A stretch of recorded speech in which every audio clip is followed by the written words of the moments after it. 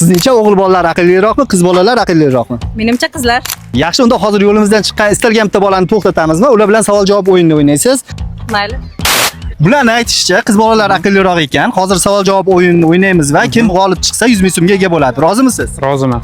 Birinchi savolimiz: dunyodagi eng chuqur ko'l qaysi? Baykalmi? Voy, Bruno qiz bolalar yutyapti. Amerika qit'asini yevropaliklar uchun kim ochgan? Amerikan Vespucci-midi? Adashdingiz, noto'g'ri? Vasco da Gama. Yo'q. Kolumb. Sabr. Kolumb. Dunyodagi eng ko'p mamlakatlar bilan chegaradosh davlat qaysi deb o'ylaysiz? Xitoy. Voy, Kuba.